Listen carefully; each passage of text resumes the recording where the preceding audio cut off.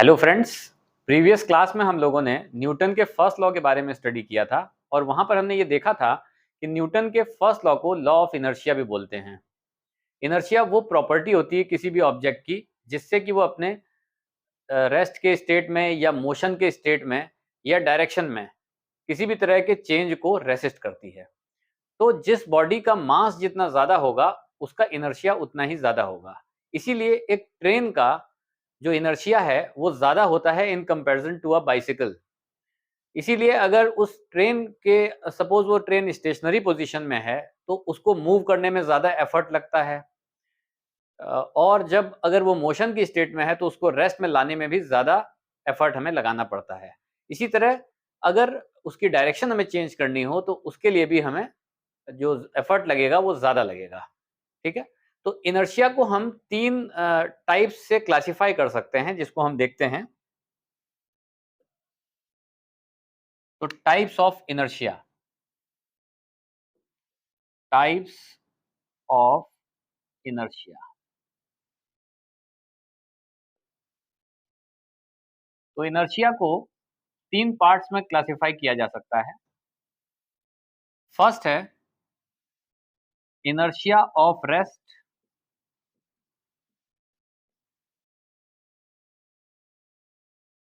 Second है inertia of motion,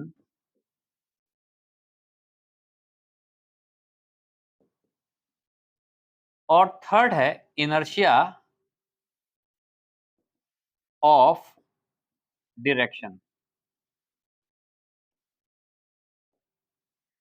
तो सबसे पहले जो इनर्शिया ऑफ रेस्ट है, इसका मतलब ये है कि कोई भी ऑब्जेक्ट अगर स्टार्टिंग में स्टेशनरी पोजीशन में है तो वो अपने उस स्टेशनरी स्टेट से अगर हम उसको मोशन में या उसमें मोशन लाने की कोशिश करते हैं तो वो क्या करेगा, वो उस मोशन को रेसिस्ट करेगा। वो ये कोशिश करेगा कि वो अपनी इनिशियल पोजीशन में यानी पोजीशन ऑफ रेस्ट में ही बना रहे। तो इसको हम इनर्शिया ऑफ रेस्ट बोलते हैं। जैसे सपोज अगर एक कार है जो इनिशियली जो है वो रेस्ट की पोजीशन में है, या एक बस है जो इनिशियली जो है वो स्टेशनरी है, उसके बाद वो बस जो है वो मूव करना शुरू करती है। तो जो पैसेंजर्स उस बस के अंदर हैं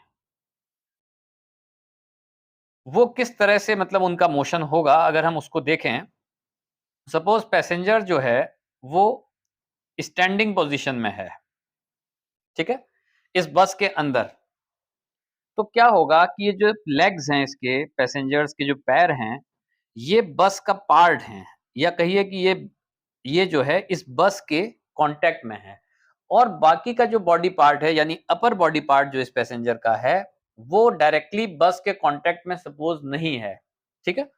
तो क्या होगा ऐसे में कि जब ये रेस्ट की पोजीशन से स्टार्ट होगा इसका मोशन और ये कुछ वेलोसिटी गेन कर लेगा, ये बस कुछ वेलोसिटी गेन कर लेगी, तो उस केस में क्या होगा कि ये जो नीचे का पोर्शन जो कि कांटेक्ट में है इस बस के साथ में, ये तो वही वेलोसिटी गेन कर लेगा जितनी वेलोसिटी बस की होगी, क्योंकि एक तरह से ये नीचे का पार्ट या ये जो पैरों का जो मतलब इसके जो लेग्स हैं ये क्या है, ये इस बस के साथ ही मूव करना शुरू कर देंगे तुरंत। तो ये मोशन की स्टेट में है, लेकिन जो अपर पार्ट है इस पैसेंजर का वो क्या होगा, वो अपनी पहले की पोजीशन यानी रेस्ट की पोजीशन को लगातार बनाए रखने की कोशिश करेगा। तो ये ऊपर का पोर्शन स्टेशनरी रहने की टेंडेंसी रखेगा और नीचे का पोर्शन बस के साथ में मूव करने लगेगा।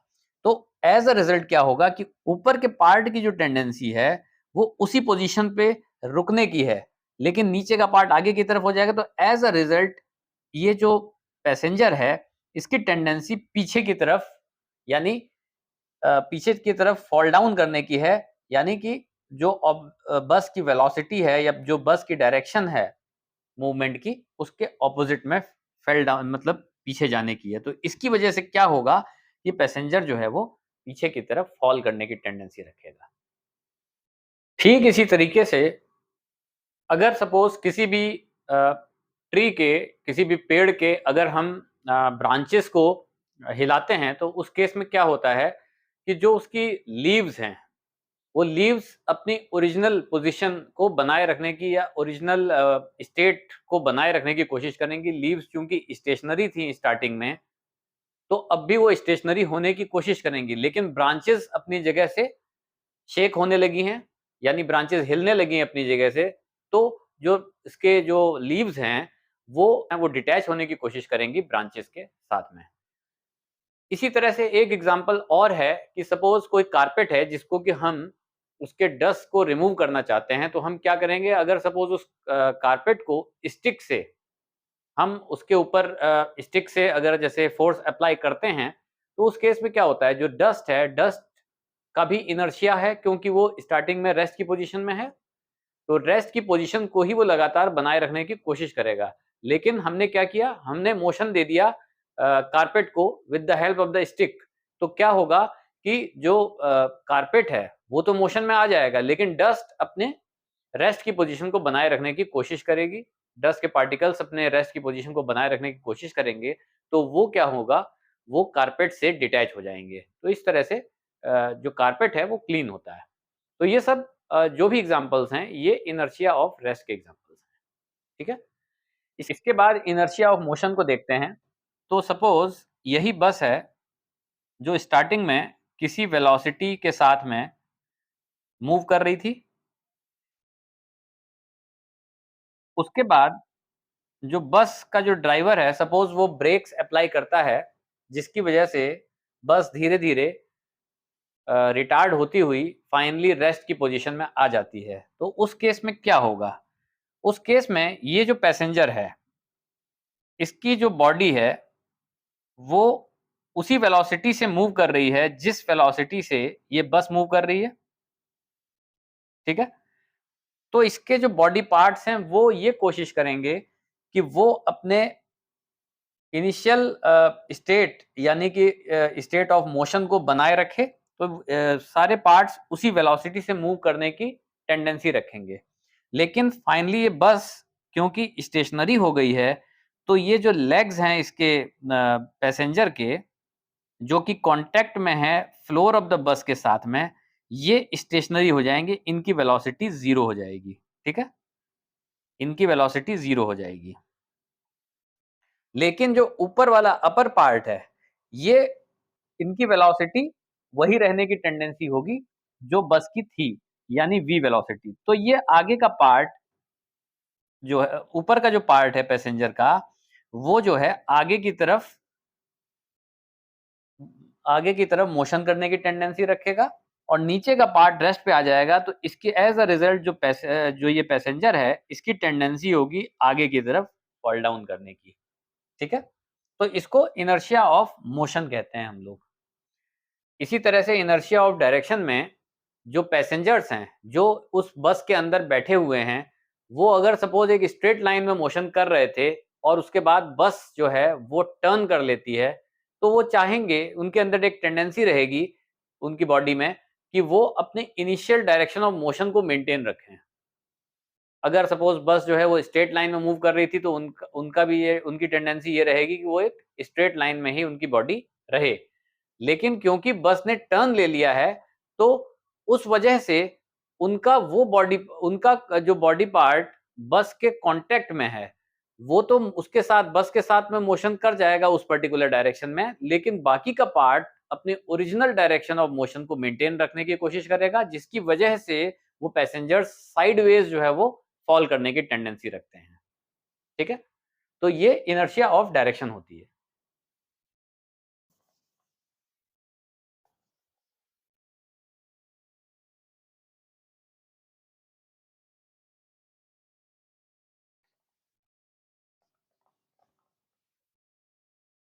अगला टॉपिक है लीनियर मोमेंटम।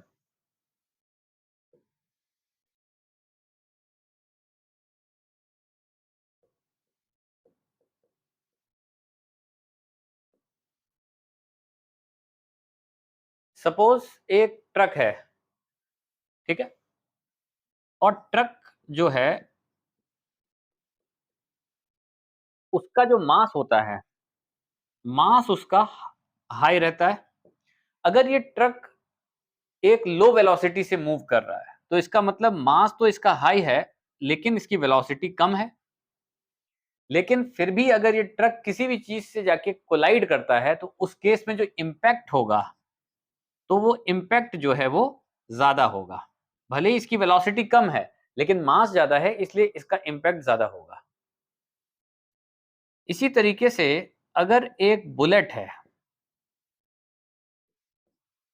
बुलेट का क्या रहता है कि इसका मास जो है वो काफी कम रहता है, लेकिन बुलेट एक हाई वेलोसिटी से किसी भी अपने टारगेट से जाकर के कोलाइड करती है। तो इसका मतलब इसकी वेलोसिटी ज्यादा होती है।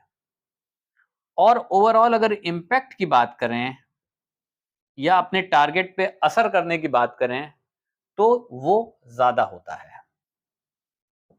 तो यहां पर हमने दो क्वांटिटीज को देखा, एक मास और एक वेलोसिटी, जो ये डिसाइड करती हैं कि किसी भी ऑब्जेक्ट का जो इम्पैक्ट होगा वो कैसा होगा। ठीक है, तो इन दोनों क्वांटिटीज के प्रोडक्ट को न्यूटन ने जो बोला, न्यूटन ने इसको नाम दिया मोमेंटम,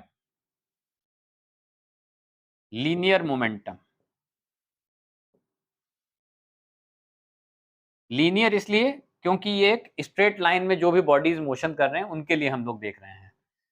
तो according to Newton, linear momentum is the product of mass and velocity.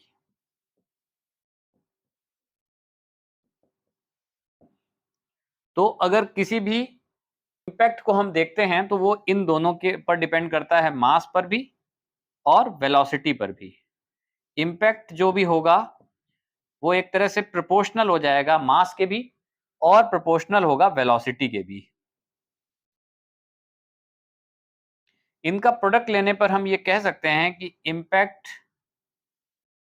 Is proportional to mass into velocity. ठीक है, और मास इनटू वेलोसिटी को न्यूटन ने जो है वो लीनियर मोमेंटम बोला। तो लीनियर मोमेंटम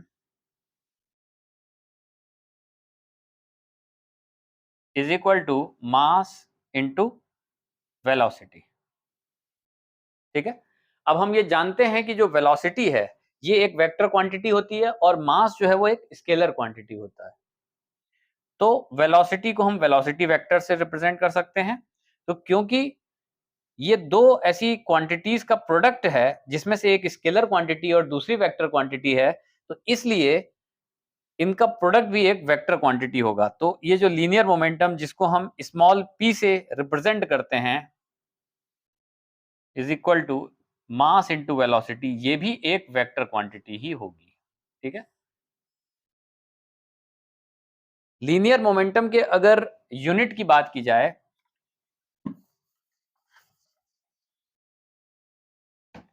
तो यहां से हम देख सकते हैं कि लीनियर मोमेंटम की यूनिट जो होगी,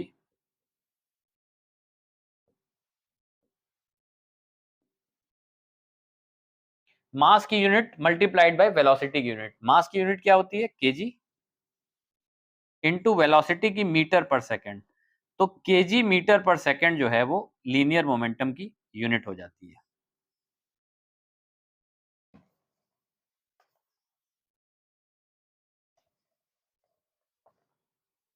जितना ज्यादा लीनियर मोमेंटम की वैल्यू होगी उतना ही ज्यादा किसी बॉडी का इम्पैक्ट होगा।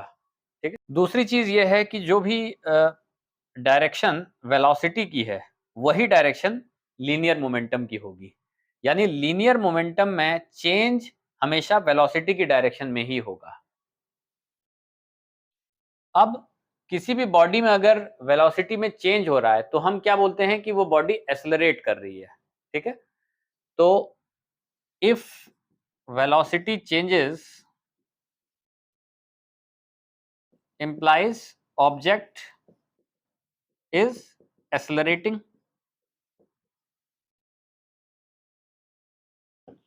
और अगर ऑब्जेक्ट में एक्सेलरेशन हो रहा है तो इसका मतलब यह है कि उसमें कोई फोर्स एक्ट कर रही है। तो लीनियर मोमेंटम का चेंज हमेशा किसी फोर्स की वजह से होता है।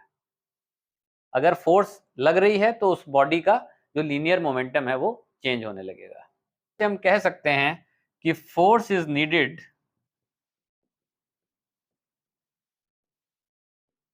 To change linear momentum of an object.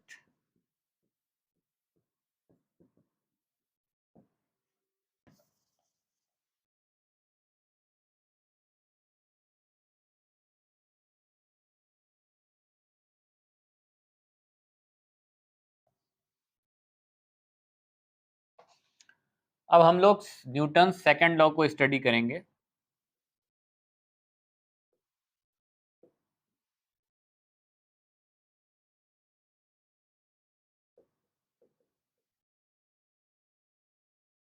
हमने देखा था कि न्यूटन के फर्स्ट लॉ को क्वालिटेटिव डेफिनेशन ऑफ फोर्स बोलते हैं और न्यूटन के सेकंड लॉ को क्वांटिटेटिव डेफिनेशन बोलते हैं, क्योंकि ये हमको वो क्वांटिटी फोर्स की देता है, उसका मैग्नीट्यूड देता है, जिससे कि किसी भी बॉडी के मोशन को हम लोग जो है या मोशन को चेंज कर सकते हैं।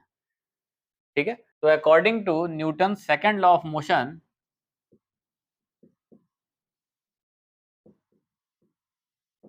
Second law, rate of change of linear momentum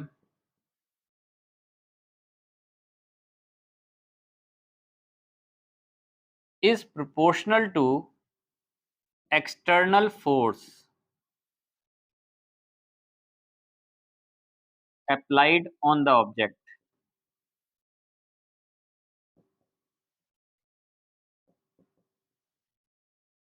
यानी किसी भी ऑब्जेक्ट के लीनियर मोमेंटम का जो रेट ऑफ चेंज है वो प्रोपोर्शनल होगा उस एक्सटर्नल फोर्स के जो उस ऑब्जेक्ट पे लग रहा है।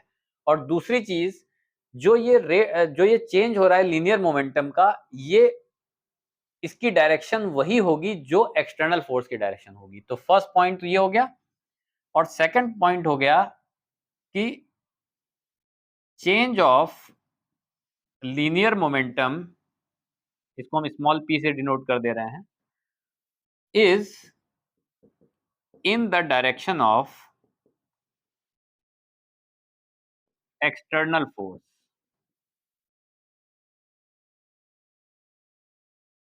ठीक है, ये दो ऑब्जर्वेशंस जो हैं वो न्यूटन के सेकंड लॉ के हिसाब से हैं।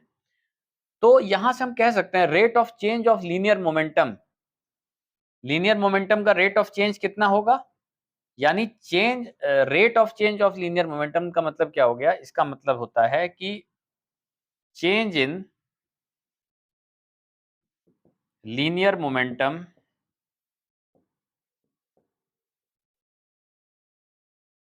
Divided by time taken.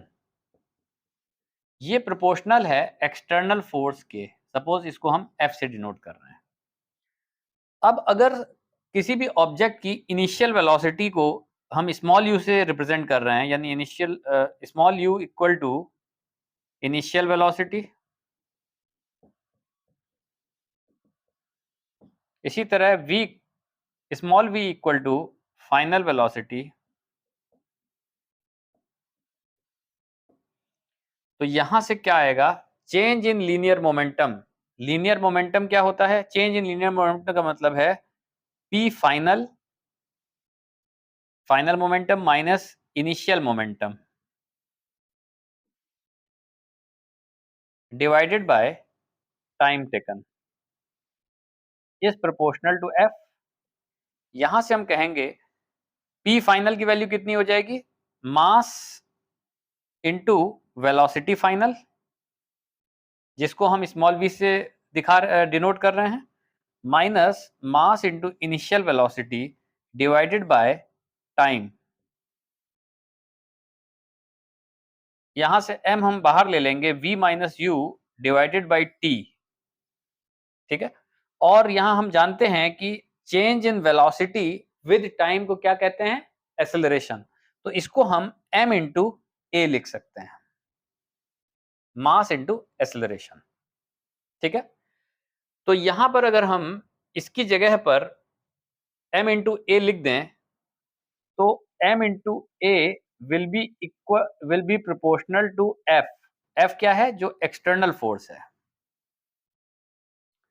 F is proportional to ma भी लिख सकते हैं इसको हम।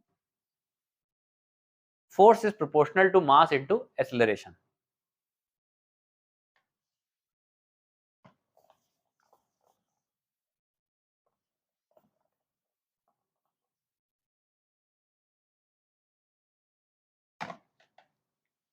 तो force is proportional to mass into acceleration, और फोर्स इक्वल टू के एक कांस्टेंट है इनटू ma।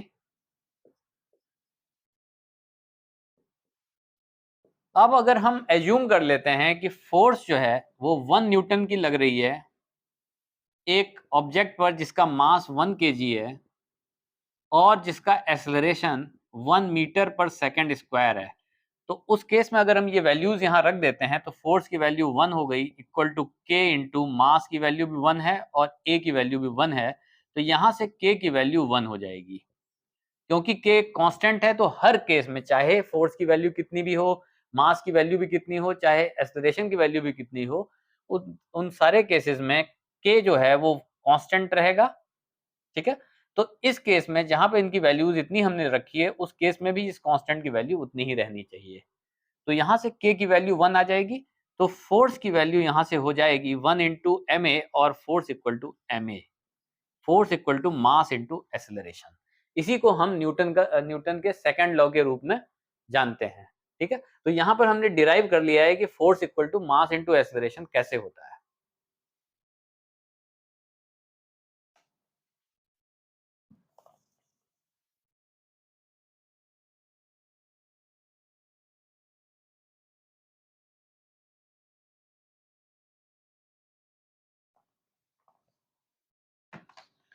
तो अगर हम यहाँ पर लिख देते हैं F is equal to m a, यहाँ पर फोर्स और एक्सेलरेशन ये दोनों वेक्टर क्वांटिटीज होती हैं और मास स्केलर क्वांटिटी है, तो इसको हम F vector is equal to mass into acceleration vector भी लिख सकते हैं। एक्सेलरेशन हमेशा फोर्स की डायरेक्शन में ही होगा। ठीक है, जिस डायरेक्शन में फोर्स अप्लाई करेंगे उसी डायरेक्शन में ऑब्जेक्ट का एक्सेलरेशन होगा। फोर्स की जो एसआई यूनिट होती है वो न्यूटन होती है। तो 1 न्यूटन की अगर बात करी जाए वो कितना हो जाएगा, मास की यूनिट केजी है और एक्सेलरेशन की मीटर पर सेकंड स्क्वायर है, तो यहां से 1 Newton will be equal to 1 kg metre per second square. अब हम न्यूटन के सेकंड लॉ के कुछ एप्लीकेशंस देखेंगे।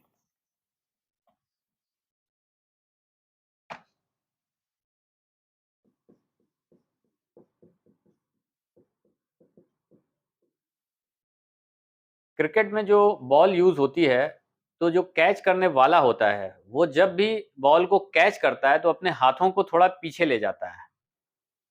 वो ये नहीं करता है कि अपने हाथों को आगे ले जा करके उस बॉल को कैच करने की कोशिश करे। ऐसा वो इसलिए करता है क्योंकि अगर सपोज वो बॉल को अपने हाथों को आगे ले जा करके कैच करने की कोशिश करेगा, तो उस बॉल में स्टार्टिंग में काफी मोमेंटम है क्योंकि उसमें वेलोसिटी भी है और कुछ मास भी है, उसकी वजह से उसका मोमेंटम है। अगर हम उस बॉल को वहीं कैच करने की कोशिश करेंगे, तो उसकी जो फाइनल वेलोसिटी, क्योंकि कैच करने का मतलब ये हो गया कि उस बॉल की वेलोसिटी को हम 0 कर दे रहे हैं, यानी उसका फाइनल मोमेंटम 0 आ जा रहा है, और इनिशियली उसमें हाई मोमेंटम है क्योंकि उसमें हाई वेलोसिटी है, तो उसके मोमेंटम का अगर चेंज ज़्यादा हो जाएगा अगर हम उसको आगे पकड़ने की कोशिश करेंगे। और जो भी मोमेंटम में चेंज हो रहा है, वो एक स्मॉल टाइम पीरियड के अंदर-अंदर ही हो जा रहा है। तो ऐसे केस में जो rate of change of momentum है, rate of change of momentum,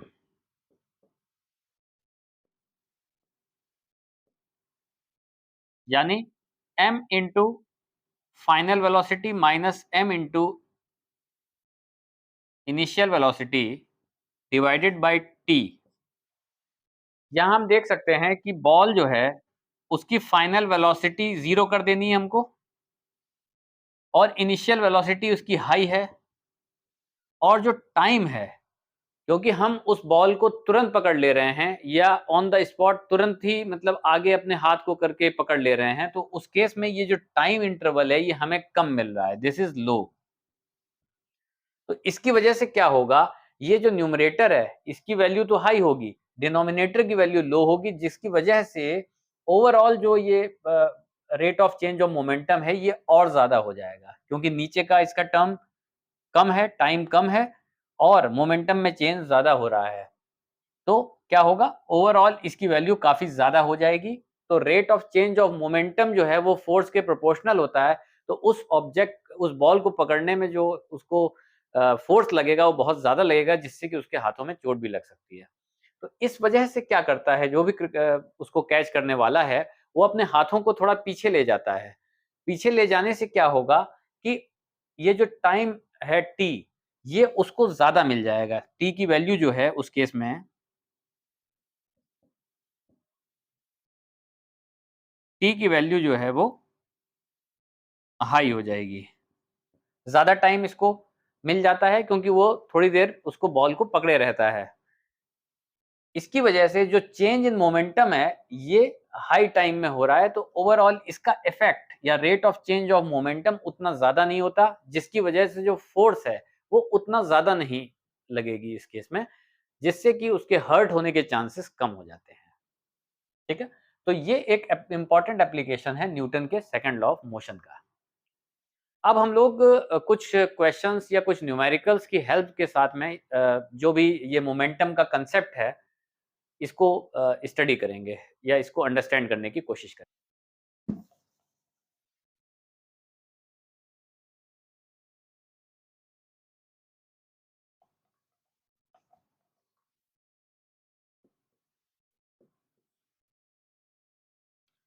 a constant force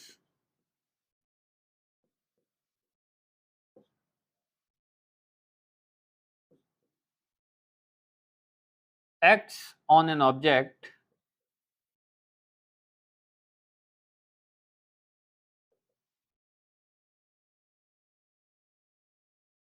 of mass 5 kg for 2 seconds.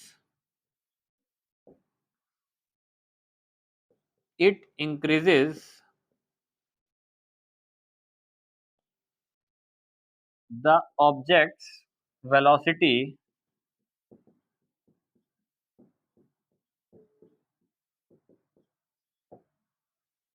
from 3 meter per second to 7 meter per second. Find the magnitude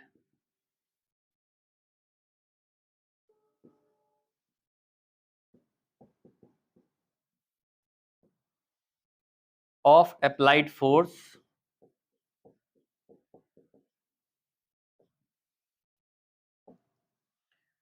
now if force were applied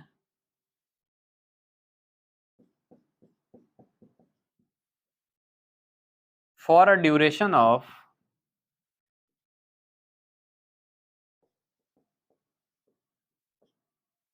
5 seconds, what would be the final velocity of object?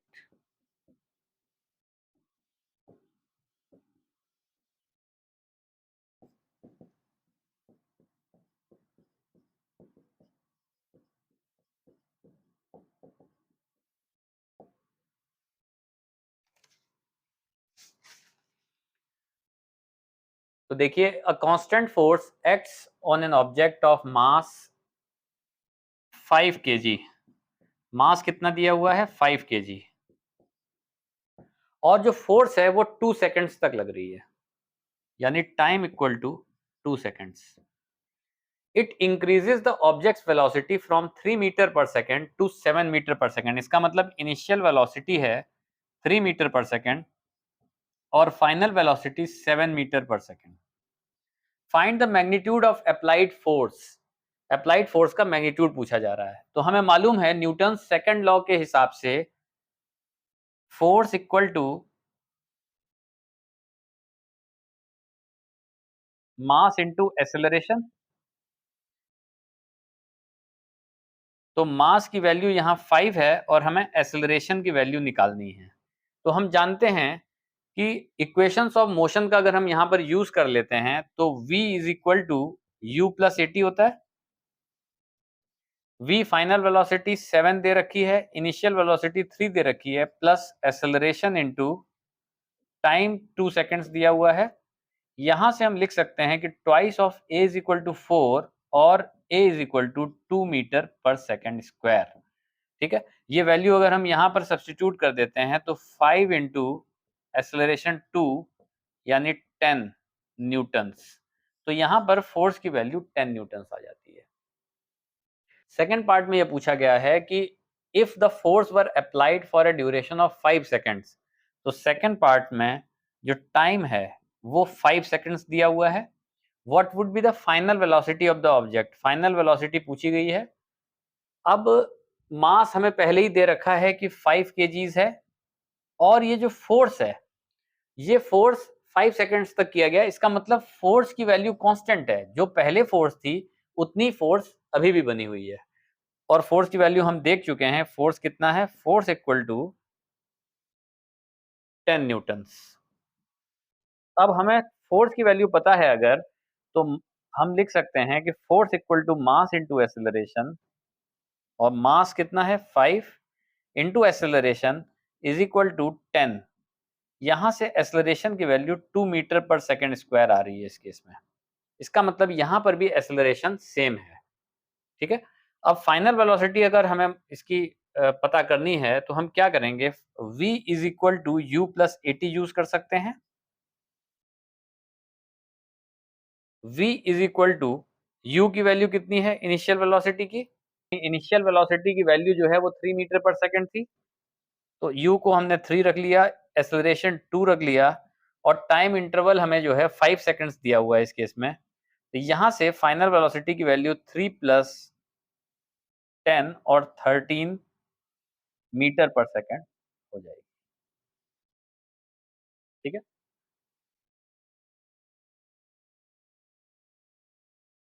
अब हम next question देखेंगे।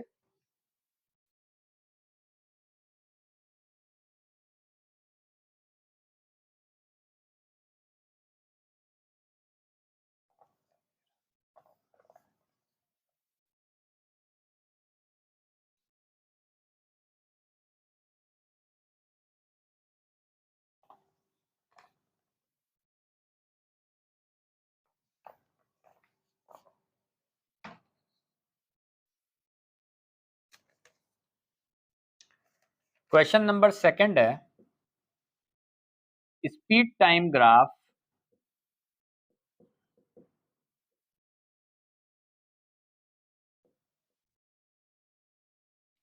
Of a ball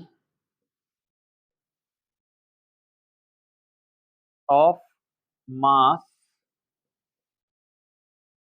20 grams moving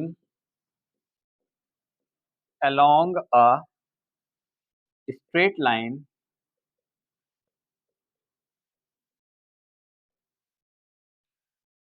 on a long table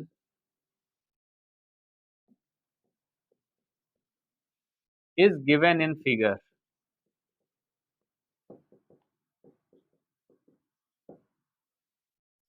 How much force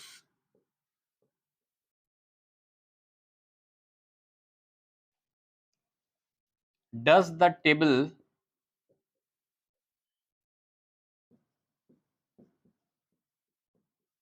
exert on the ball to bring it to rest?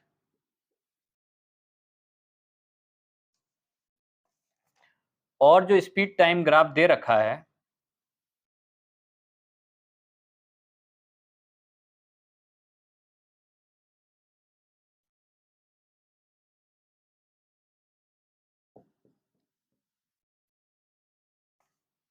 Speed यहाँ पर centimetre पर second दी हुई है, और time जो है वो सेकंड्स में दिया हुआ है और ग्राफ कुछ इस तरह से है।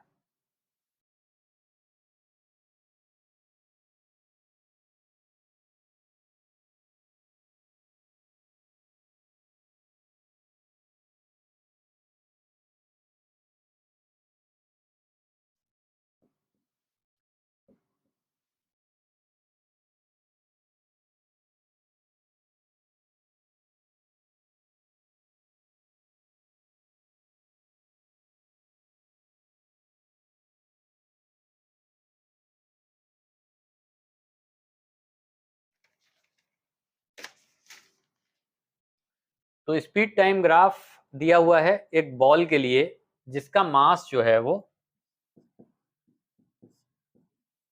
20 ग्राम्स है।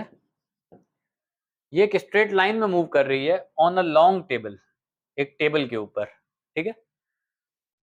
How much force does the table exert on the ball to bring it to rest. ये जो बॉल है ये उस टेबल के ऊपर एक स्ट्रेट लाइन में मोशन कर रही है, ठीक है। अब अगर ये मोशन कर रही है, यूनिफॉर्म मोशन या किसी भी वेलोसिटी से मूव कर रही है, तो उस केस में ये बॉल तभी रेस्ट पर आएगी जब इस पर कोई एक्सटर्नल फोर्स लगेगा। तो इसका मतलब टेबल जो है वो इस बॉल पर एक फोर्स अप्लाई कर रही है जिसकी वजह से इसका जो वेलोसिटी है वो डिक्रीज करती जाएगी, जिससे वो फाइनली रेस्ट की पोजीशन में आ जाएगी। तो उसका ये ग्राफ हमें यहाँ पर दिया हुआ है, स्पीड टाइम ग्राफ। अब हम लोग जानते हैं कि स्पीड टाइम ग्राफ हमें हमेशा क्या देता है। अगर इसका हम स्लोप निकाल लें स्पीड टाइम ग्राफ का, तो इसका जो स्लोप होता है वो हमको एक्सेलरेशन की वैल्यू देता है, ठीक है। तो यहाँ पर एक्सेलरेशन की वैल्यू अगर हमें पता करनी है तो हमें क्या करना पड़ेगा, इसका स्लोप निकालना पड़ेगा। तो slope equal to tan theta होता है स्लोप, ठीक है। थीटा ये वाला एंगल होता है जो पॉजिटिव एक्स एक्सिस के साथ बनाता है। अब ये एंगल, क्योंकि ये ग्राफ जो है वो कुछ इस तरह से बना हुआ है, तो इसका मतलब ये है कि इसका स्लोप नेगेटिव है, यानी इसका एक्सेलरेशन जो है वो नेगेटिव है। और एक्सेलरेशन नेगेटिव होने का मतलब भी ये है कि उसमें बॉडी में रिटार्डेशन हो रहा है, जिसकी वजह से ये जो बॉल है ये फाइनली रेस्ट की पोजीशन में आ जा रही है। तो स्लोप की अगर बात करें तो माइनस साइन के साथ लिखा जाएगा, और माइनस ऑफ टेन थीटा, जिसकी वैल्यू हो जाएगी 20 divided by 10, 20 divided by 10 equal to minus of 2। और इसकी यूनिट क्या होगी, इसकी यूनिट हो जाएगी सेंटीमीटर पर सेकंड स्क्वायर। अगर इसको मीटर पर सेकंड स्क्वायर में कन्वर्ट किया जाएगा तो इसकी वैल्यू हम लिख सकते हैं 2 into ten to the power minus 2 metre per second square. ये एक्सेलरेशन की वैल्यू है। अब कितनी फोर्स एक्सर्ट कर रही है टेबल, अगर हमें ये निकालना है तो हम जानते हैं कि न्यूटन के सेकंड लॉ के accordingly force equal to mass into acceleration. Mass की वैल्यू यहाँ पर हमें दी हुई है 20 ग्राम्स। तो अगर हम इसको केजी में कन्वर्ट करें तो 20 into ten to the power minus 3 हो जाएगा, मल्टीप्लाइड बाय एक्सेलरेशन की value 2 into ten to the power minus 2 है। यहाँ से हम निकाल सकते हैं 40 into ten to the power minus 5 और 4 into ten to the power minus 4 newtons. और ये माइनस साइन के साथ में है, इसका मतलब कि ये मोशन की ऑपोजिट डायरेक्शन में फोर्स एक्ट कर रही है। तो फोर्स की वैल्यू हो जाएगी minus 4 into ten to the power minus 4 newtons. इसके बाद हम अपना नेक्स्ट क्वेश्चन देखेंगे।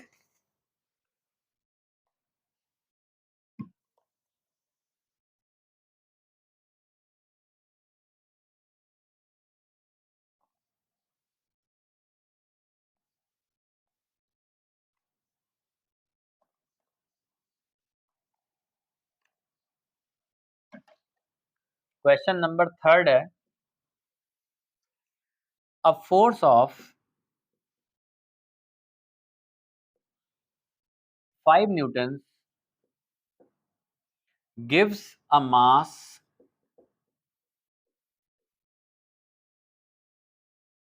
m1 an acceleration of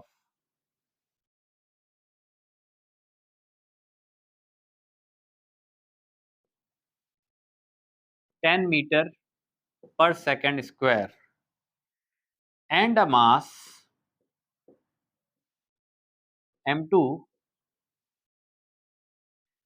an acceleration of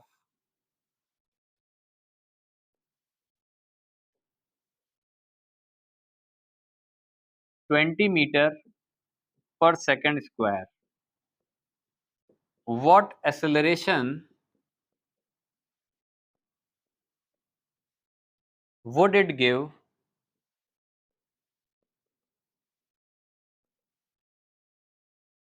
if both masses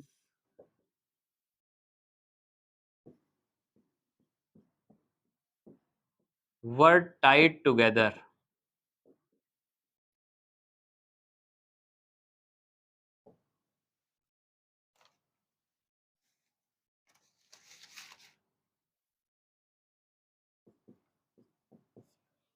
A force of 5 Newton's, यानी अगर 5 न्यूटन का फोर्स अगर हम अप्लाई करते हैं तो एक ऑब्जेक्ट जिसका मास m1 है उसको एक्सेलरेशन मिलता है 10 मीटर पर सेकंड स्क्वायर का। तो यहां पर दो मासेस दिए हुए हैं, एक मास है m1 और इस मास को एक्सेलरेशन जो मिल रहा है वो मिल रहा है 10 मीटर पर सेकंड स्क्वायर का, अगर इस पर एक फोर्स एक्ट कर रही है 5 न्यूटन्स की। और जो एक दूसरा मास है m2 उसको जो एक्सेलरेशन मिल रहा है वो मिल रहा है 20 मीटर पर सेकंड स्क्वायर का, अगर उस पर फोर्स एक्ट कर रही है यही सेम फोर्स 5 न्यूटन्स की। पूछा जा रहा है कि what acceleration would it give if both the masses were tied together. अब इन दोनों m1 और m2 मासेस को एक थर्ड केस में अगर हमने टाई कर दिया है तो टोटल मास कितना हो जाएगा m1 प्लस m2।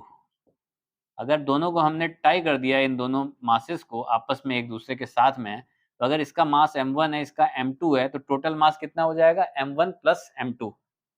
इस केस में पूछा पूछा जा रहा है कि एक्सेलरेशन कितना हो जाएगा, ठीक है। तो इसका मतलब फोर्स जो लग रही है 5 न्यूटन्स की वो तो एज इट इज रही है 5 न्यूटन्स, ठीक है। अब m1 प्लस m2 में कितना एक्सेलरेशन हो जाएगा इसकी वैल्यू हमें कैलकुलेट करनी है। तो अगर हम यहां पर देखें तो न्यूटन के सेकंड लॉ के accordingly force equal to mass into acceleration.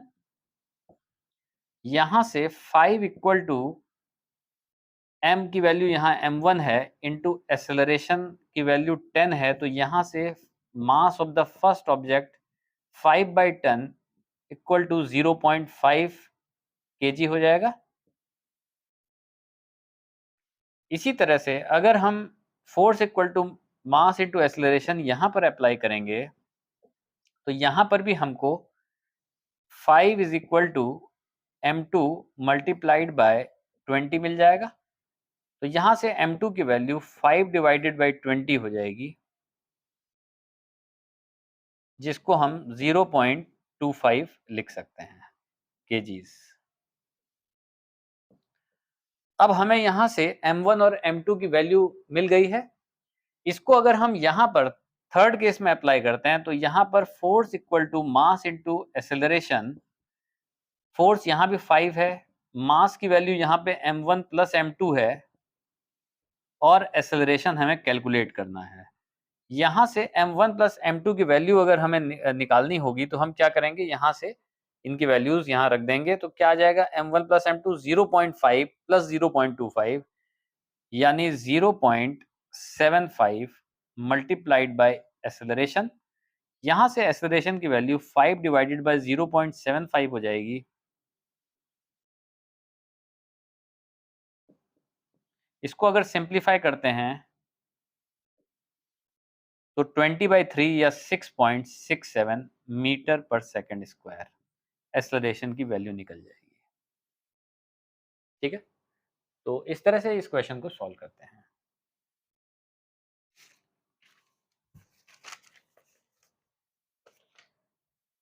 इसके बाद नेक्स्ट क्वेश्चन है question number 4।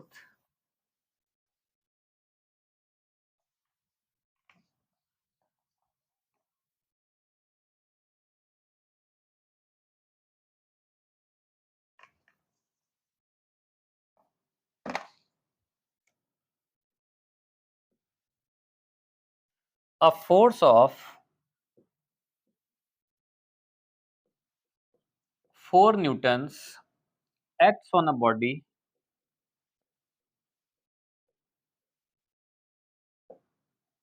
of mass 2 kg for 4 seconds. Assuming the body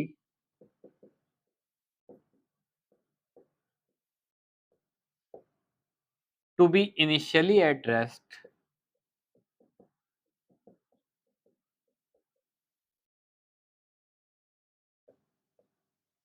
find A part में पूछा गया है its velocity when the force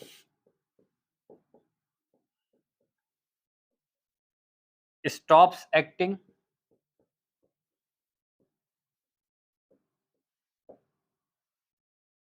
B part में पूछा गया है the distance covered in 10 seconds after the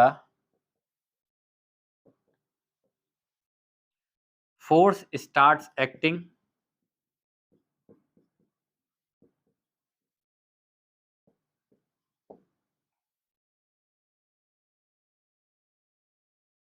ठीक है, ये दो पार्ट्स पूछे गए हैं।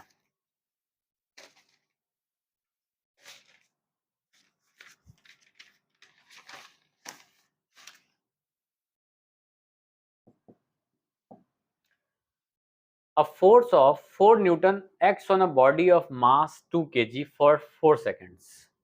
Assuming the body to be initially at rest, find its velocity when the force stops acting, and B, the distance covered in 10 seconds after the force starts acting। ठीक है, तो जो फोर्स एक्ट कर रही है वो है 4 न्यूटन्स की। ऑब्जेक्ट का जो मास है वो 2 केजी दिया हुआ है और जिस टाइम के लिए ये फोर्स एक्ट कर रही है वो है 4 सेकेंड्स। 4 सेकेंड्स के बाद में ये फोर्स एक्ट करना बंद कर देती है। Assuming the body to be initially at rest, यानी इनिशियल वेलोसिटी ऑब्जेक्ट की 0 है। इसकी वेलोसिटी पूछी गई है जब फोर्स एक्ट करना बंद कर देती है, यानी 4 सेकेंड्स के बाद, क्योंकि 4 सेकेंड्स पर जो फोर्स है वो एक्ट करना बंद कर दे रही है। तो अगर इसके पार्ट ए को सॉल्व किया जाए तो यहाँ पर फाइनल वेलोसिटी पूछी जा रही है, कितनी है? टाइम इक्वल टू 4 सेकेंड्स के बाद। ठीक है, इनिशियल वेलोसिटी 0 दी हुई है। अब हम देखिए यहाँ देख सकते हैं कि फोर्स की वैल्यू हमें 4 न्यूटन्स दी हुई है और हम जानते हैं कि according to Newton second law force equal to mass into acceleration. यहां से फोर्स की वैल्यू 4 न्यूटन्स रख देते हैं, मास की वैल्यू 2 केजी दी हुई है, तो यहां से एक्सेलरेशन की value 2 metre per second square आ जाएगी। अब हमें एक्सेलरेशन पता है, इनिशियल वेलोसिटी मालूम है, टाइम पता है और हमें फाइनल वेलोसिटी कैलकुलेट करनी है, तो हम जो है first equation of motion use कर सकते हैं, v is equal to u plus a t. v final velocity है जो हमें कैलकुलेट करना है, इनिशियल वेलोसिटी 0 प्लस एक्सेलरेशन की वैल्यू 2 हम कैलकुलेट कर चुके हैं और टाइम इंटरवल 4, तो final velocity 8 metre per second यहां से आ जाती है। तो ये हमारा पार्ट फर्स्ट है। इसके बाद बी पार्ट में पूछा गया है distance covered in 10 seconds after the force starts acting. Force act कब करना शुरू कर रही है? 0 सेकंड्स पर, क्योंकि वो इनिशियली फोर्स एक्ट कर रही है कितने सेकंड्स के लिए? 4 सेकंड्स, यानी 0 सेकंड से 4 सेकंड्स तक जो है लगातार फोर्स एक्ट कर रही है।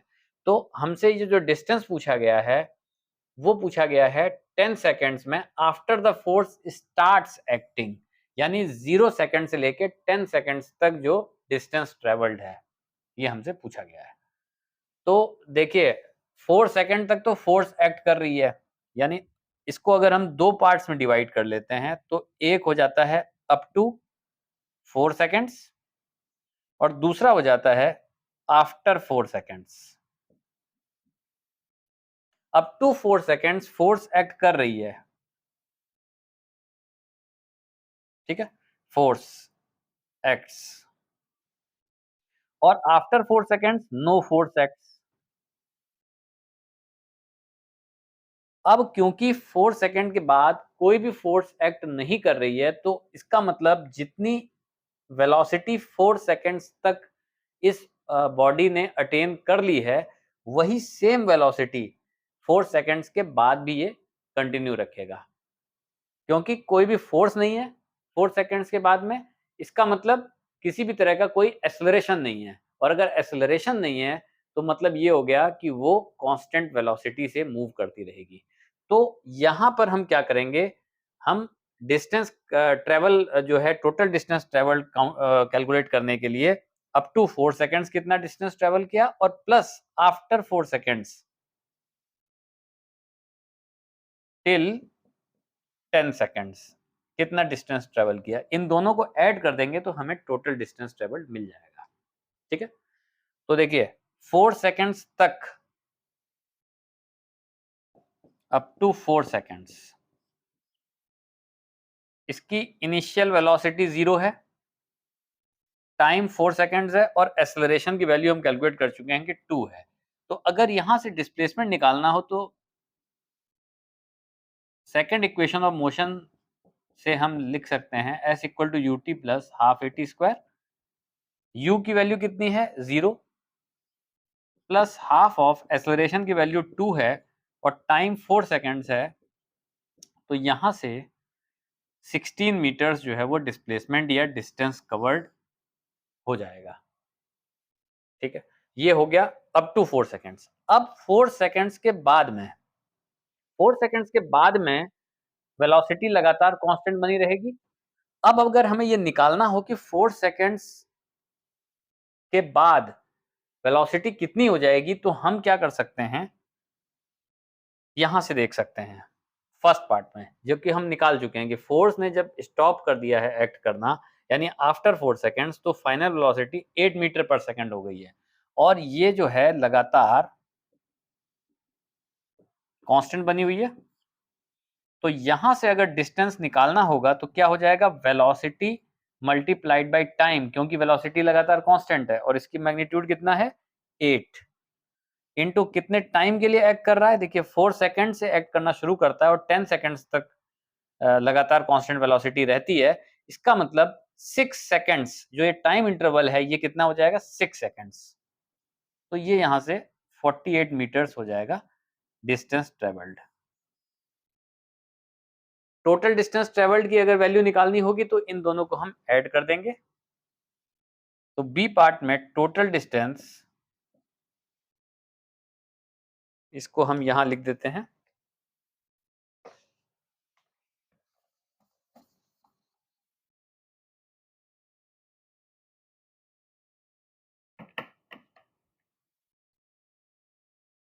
Total distance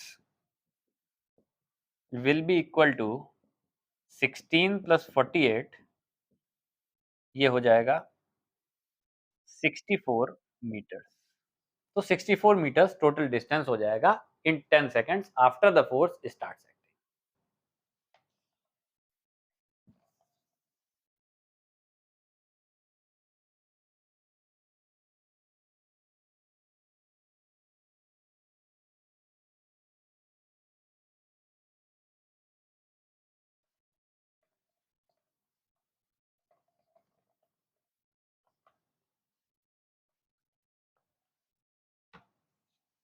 laws of motion से रिलेटेड जो रिमेनिंग न्यूमेरिकल्स हैं और बाकी के टॉपिक्स हैं, उनको हम अपनी नेक्स्ट क्लासेस में कवर करेंगे।